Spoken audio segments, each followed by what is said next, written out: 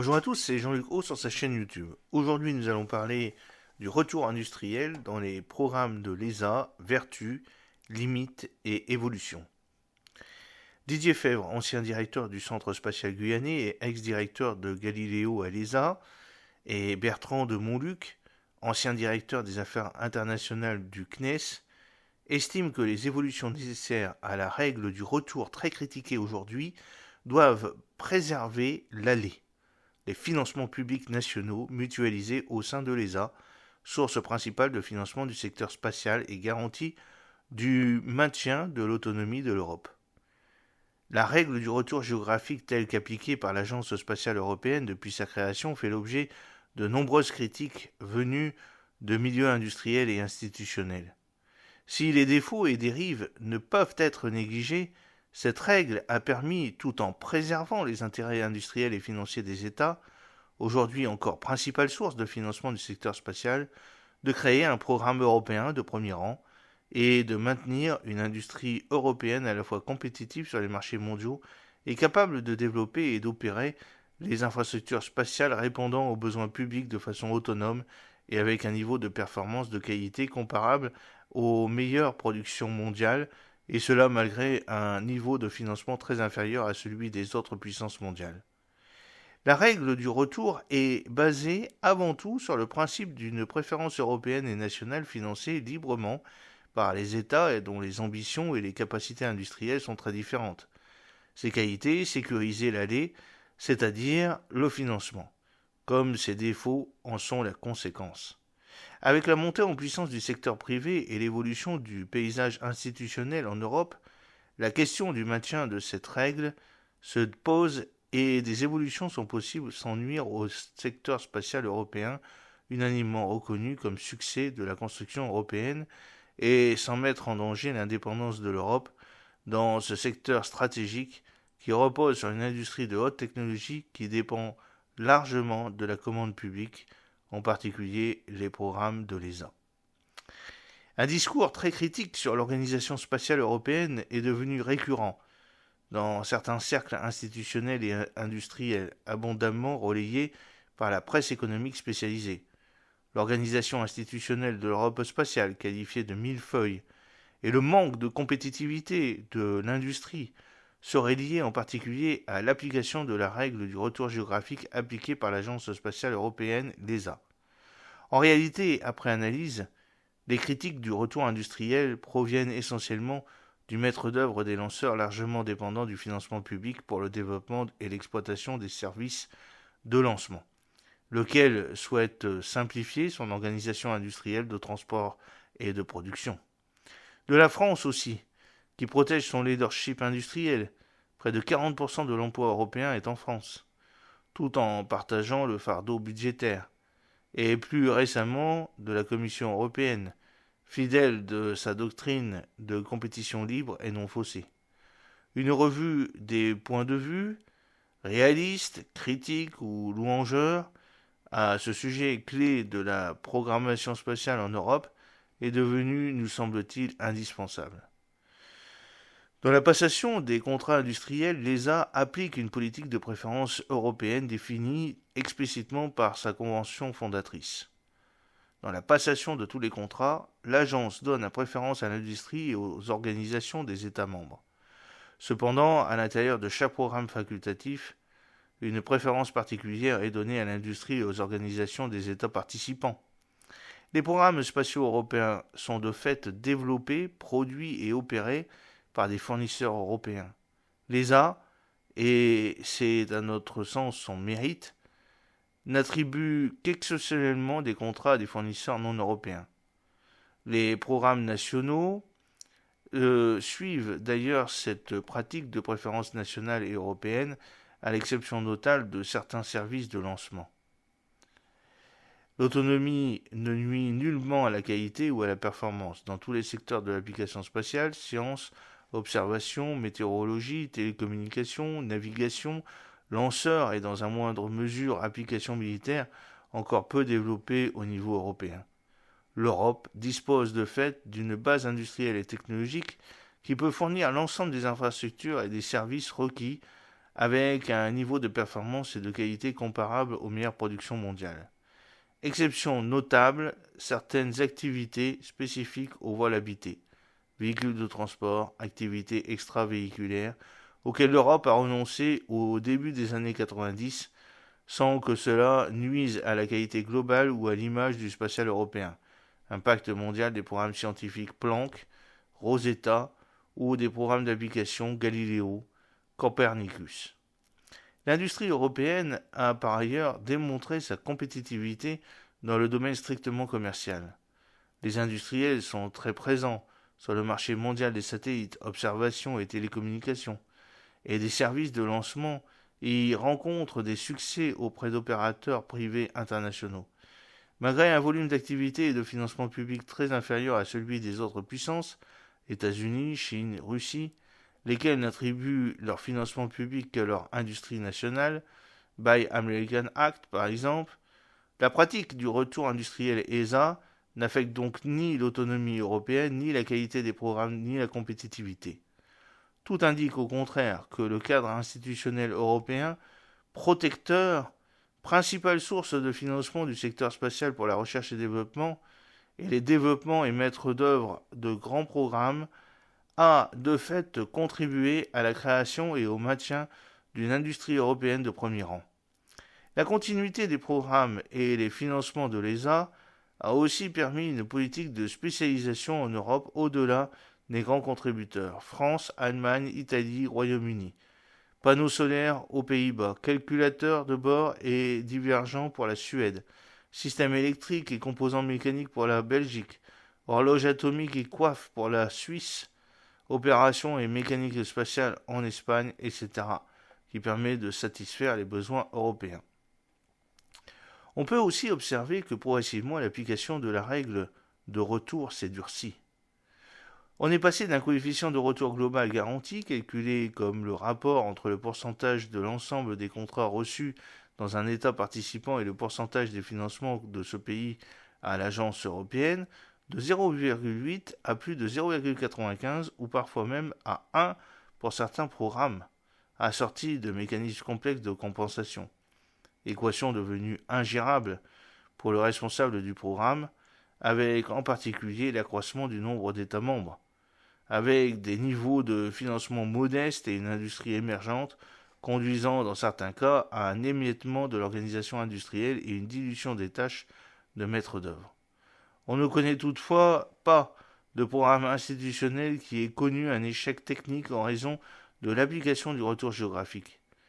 Avec la montée en puissance du secteur privé initié aux États-Unis, pas en Chine et en Russie pour le moment, se pose tout de même la question de l'efficacité économique des industriels européens.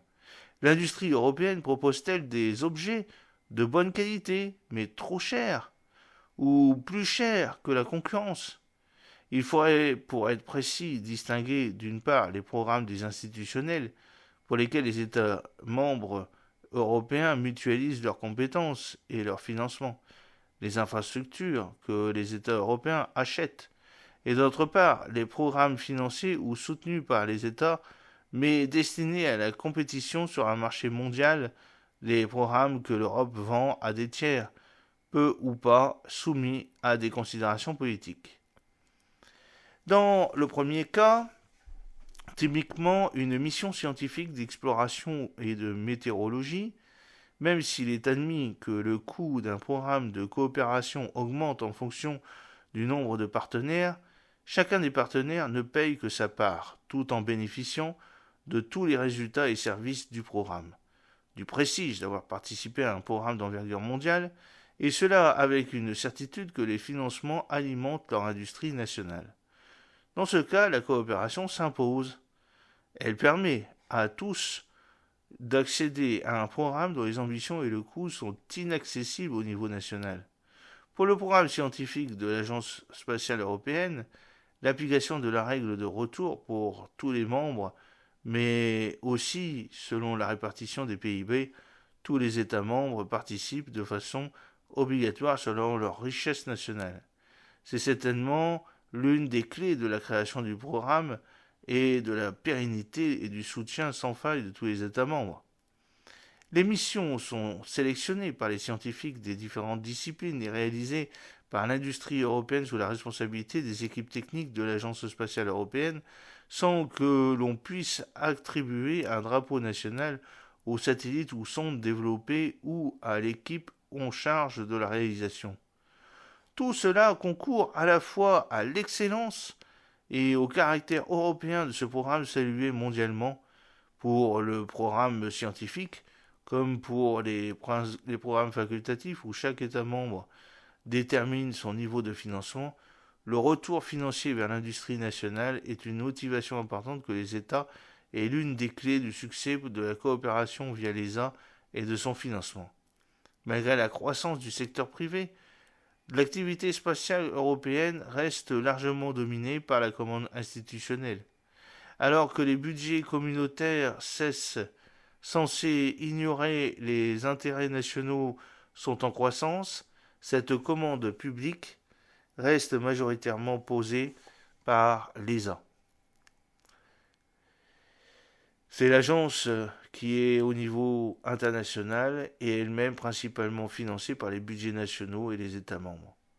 Les États seraient-ils prêts à financer les programmes sans cette garantie de retour ? Toute réforme de la politique industrielle et de retour doit donc aussi sécuriser l'aller, soit le flux constitutif entrant. C'est-à-dire aujourd'hui le financement national des programmes qui maintient une industrie de taille modeste, quelques dizaines de milliers d'employés, détentrice du savoir-faire très spécialisé d'un secteur stratégique très dépendant de la commande publique. Pour les systèmes satellites ou services qui se vendent sur un marché ouvert, c'est le client qui organise une compétition et sélectionne le meilleur concurrent selon les critères de Best Value for Money.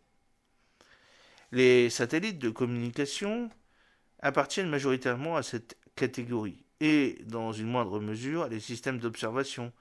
Les maîtres d'œuvre qui répondent aux appels d'offres organisent leur structure industrielle pour bâtir la meilleure proposition.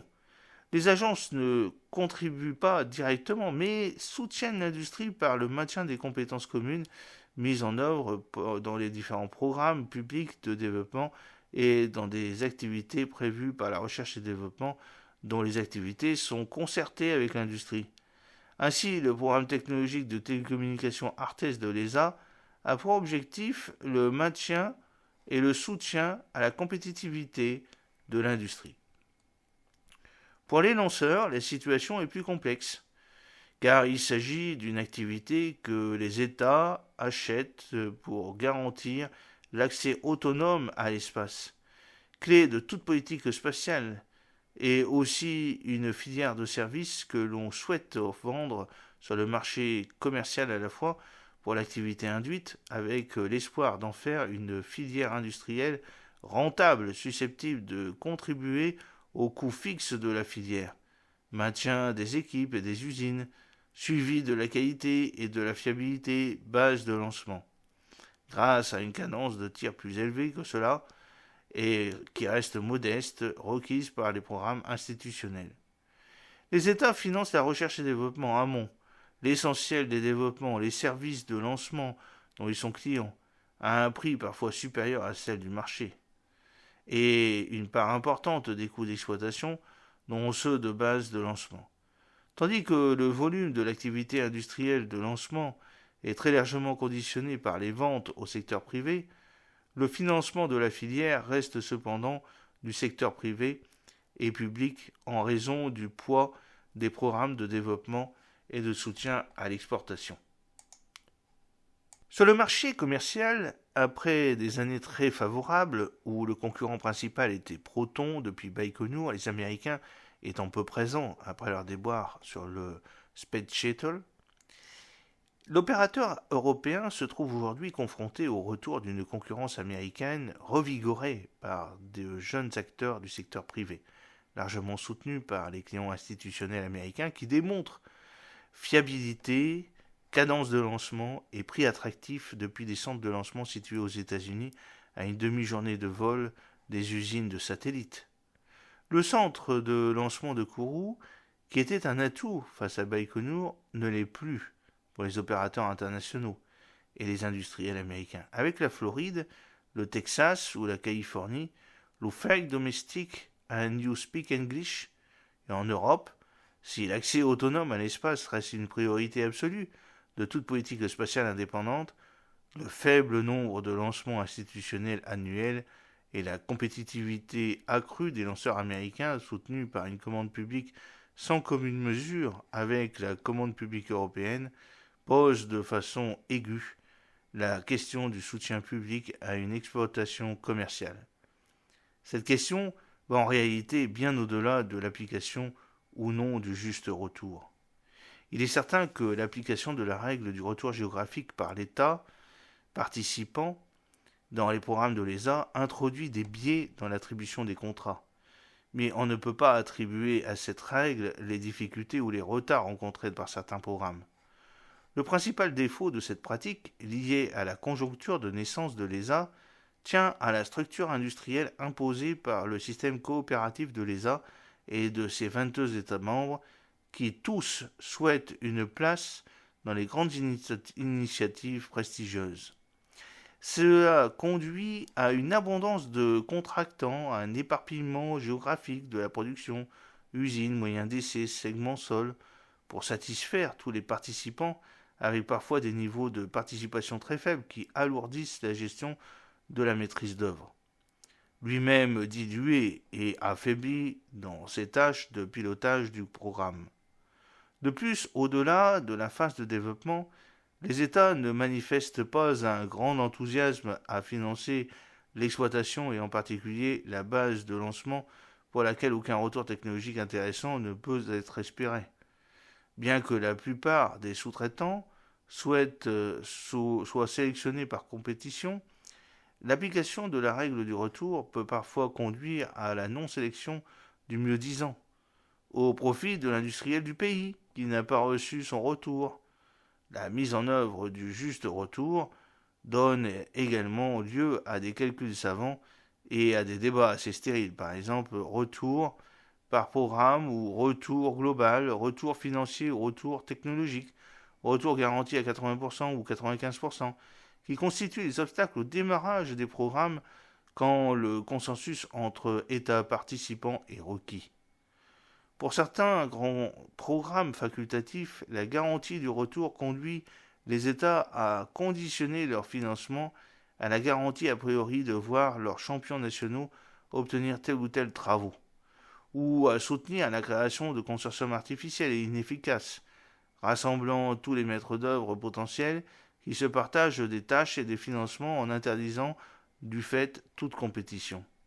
Au final, l'application stricte du retour industriel a conduit, dans certains programmes, à des choix sous-optimaux en termes de compétitivité et pu handicaper les perspectives commerciales quand le produit développé se doit d'attirer les clients internationaux qui ne se soucient pas de la nationalité du fournisseur. L'ESA a su mettre en œuvre au début des années 2000 une approche qui peut réconcilier les avantages de l'efficacité industrielle et de la garantie de retour aux États qui financent. Et même un peu plus en cas de succès commercial. Il s'agit de transformer l'application du juste retour, qui contraint l'exécutif à attribuer des contrats en fonction du niveau de contribution des États, et de mettre en œuvre un principe de juste contribution, qui consiste à inviter des États à financer des programmes en fonction de la répartition des contrats résultant de compétitions industrielles organisées par les maîtres d'œuvre et l'ESA. Cette méthode a été appliquée pour le programme de télécommunications Alphabus de développement d'une nouvelle plateforme de satellites géostationnaires de grande puissance destinée au marché mondial.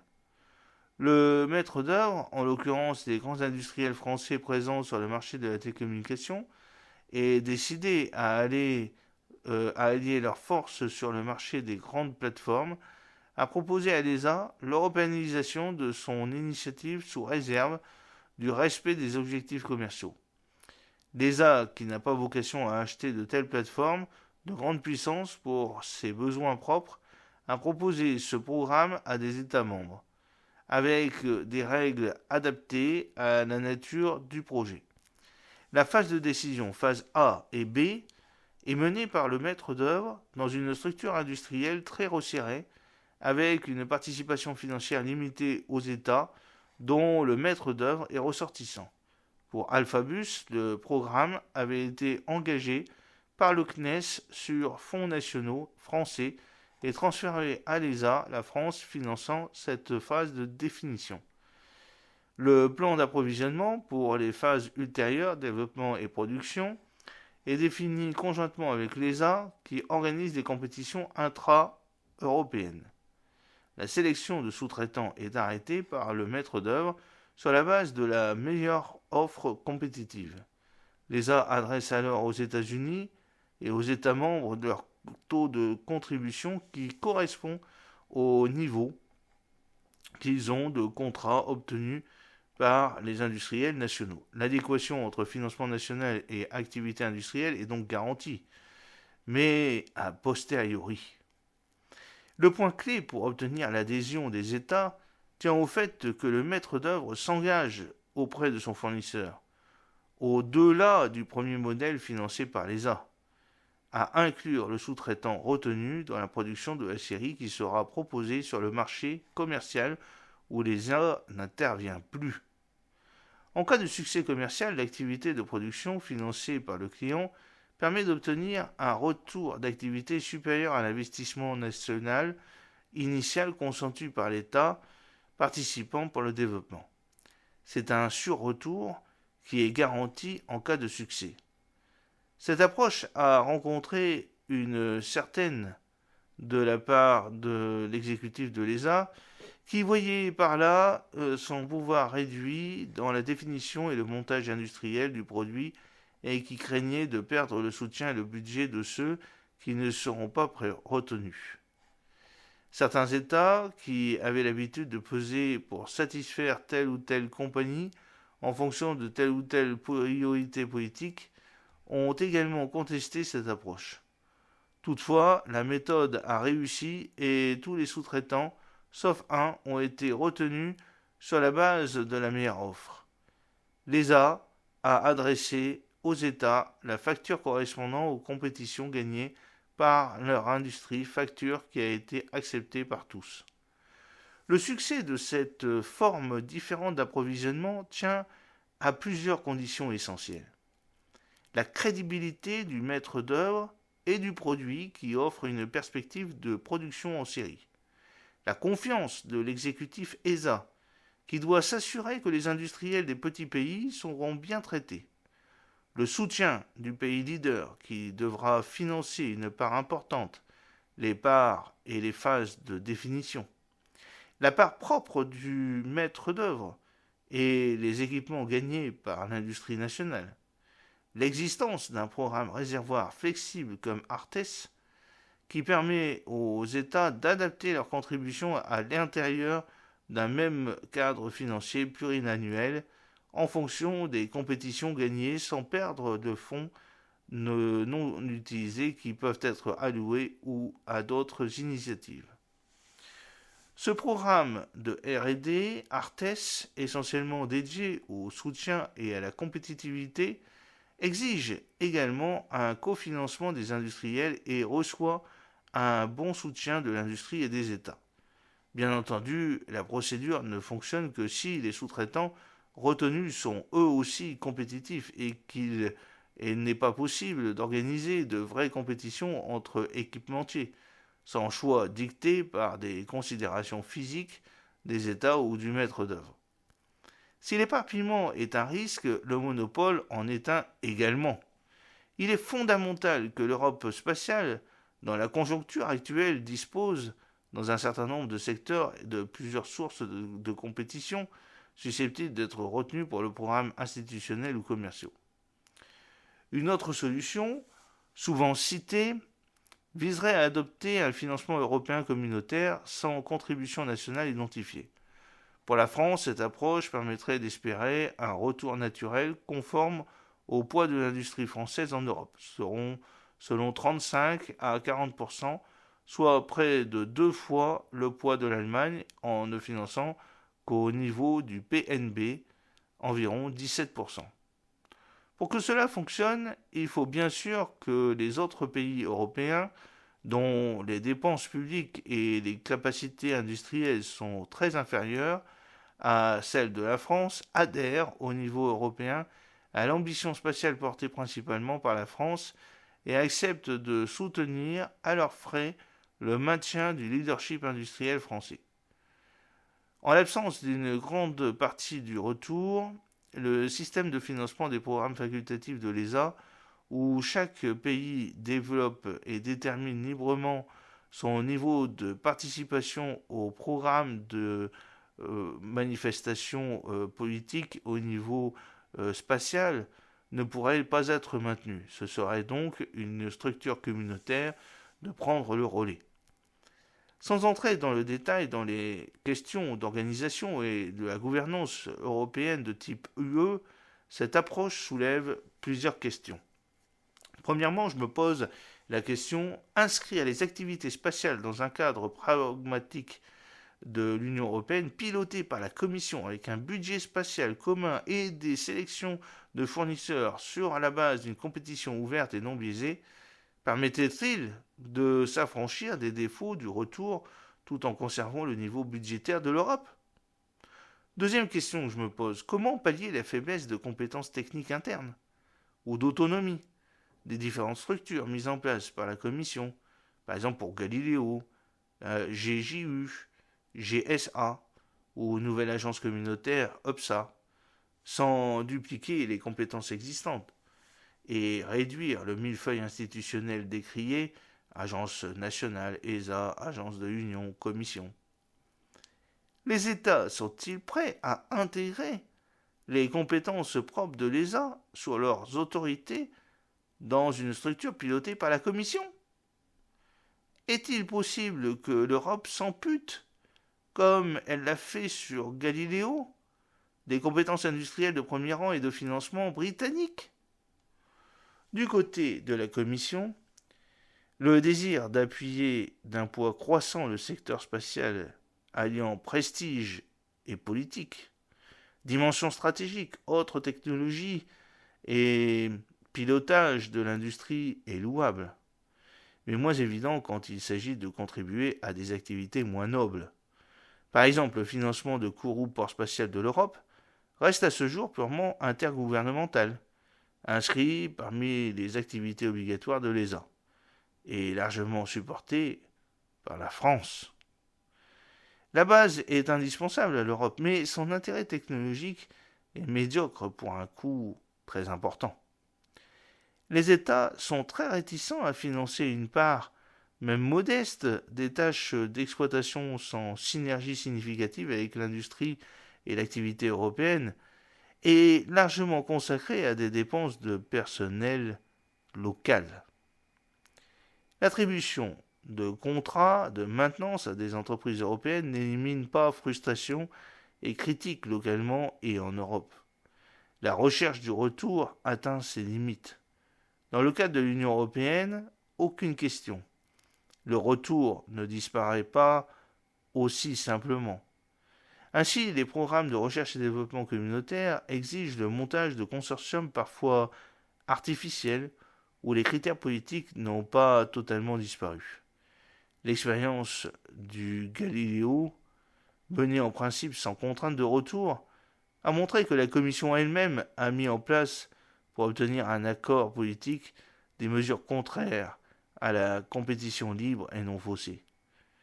Il a d'abord été décidé de confier le développement de l'infrastructure Galileo à une compagnie créée spécifiquement, en réalité une coopération entre concurrents plus intéressés par l'équilibre des financements et des pouvoirs au sein du consortium qu'à la base du marché de programme, Enis ou Galileo Industries. Même après l'élimination de cette structure artificielle, la Commission a dû, sous la pression des États, structurer le projet en sous-ensembles taillés pour satisfaire les positions des champions nationaux. Ainsi, en raison des règles de non-cumul, le segment spatial ne pourrait échapper à l'Allemagne, alors qu'une concurrence aurait été possible avec les Britanniques, Italiens et Français. Le segment sol a lui aussi été réparti entre les pays avec une abondance d'infrastructures loin de l'optimum économique. La compétition pour devenir et définir l'opération de Galileo a fini par le choix d'un consortium fusionné, qui a disparu avec l'abandon du PPP. Si la Commission a, pour s'assurer et rassurer les petits, demandé aux maîtres d'œuvre de garantir un pourcentage de retour aux sous-traitants, elle n'en a jamais fait part pour contrôler ce critère. Alors que l'ESA édicte dans sa convention une règle générale de préférence communautaire, la Commission n'a pas vraiment de politique générale de ce type pour les achats.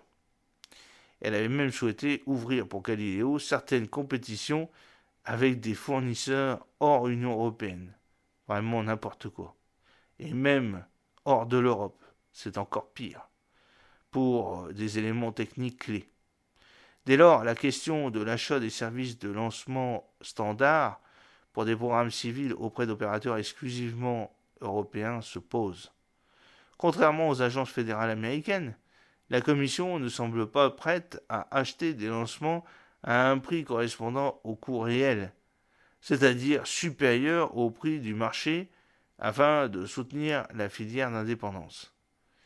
Les États habitués à s'approvisionner pour leurs besoins de défense aux États-Unis verraient-ils vraiment des objections à acheter des lancements non européens moins chers qu'Ariane ou de Vega, surtout si ces lanceurs européens restent pour certains des lanceurs français et l'autre un lanceur italien.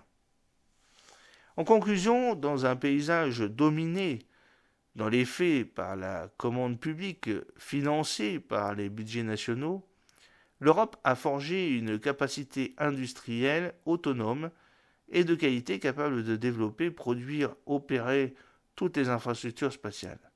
Il s'agit là au moins d'un point d'accord entre agences et industriels. L'application du juste retour a contribué jusqu'à maintenant à l'émergence d'une structure industrielle, y compris dans les petits pays, source de fierté nationale et de financement. En revanche, cela a conduit, avec l'accroissement du nombre de pays membres, à un émiettement des participations, aux programmes nuisibles au pilotage industriel, à des choix ne favorisant pas la compétitivité et également à des duplications d'infrastructures, y compris dans les grands pays qui ne sont pour l'instant pas prêts à renoncer à certaines installations.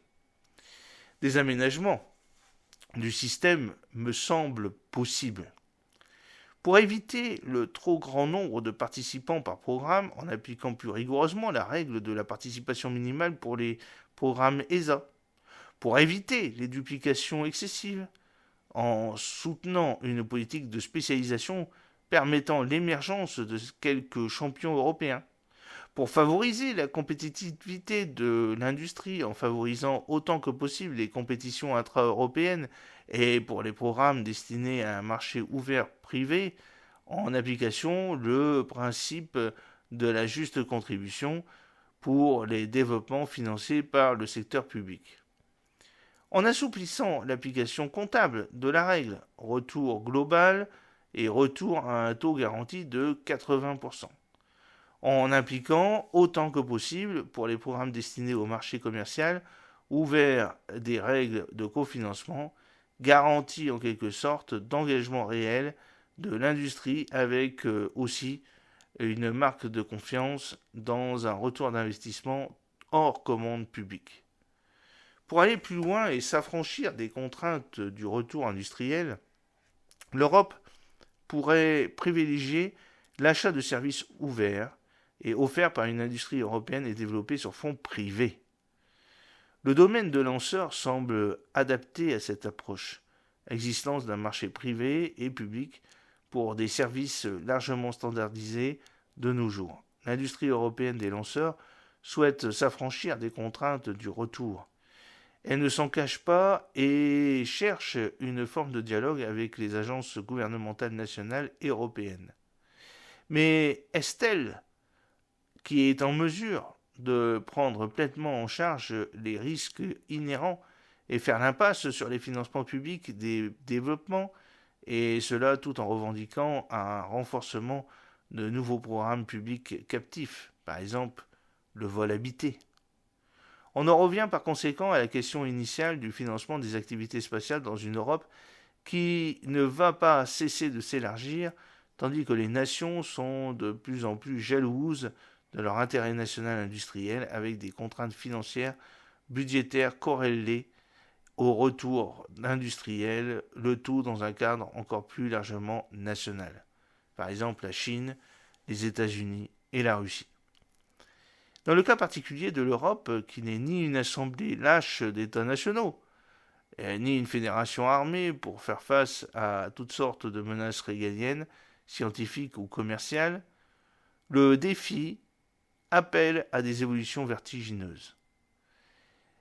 Si remplacer le financement intergouvernemental par un financement communautaire sans couleur nationale est aujourd'hui, sur certains, supposé nous affranchir des contraintes liées au retour, cela suppose à budget public constant une augmentation substantielle, facteur 3 ou 4, des budgets publics communautaires alloués au spatial, et donc d'une part à une acceptation de politique des États de l'Union qui perdraient la garantie de retour, et d'autre part la mise en place d'une réelle expertise technique et la capacité d'achat de systèmes spatiaux au sein des institutions de l'Union européenne.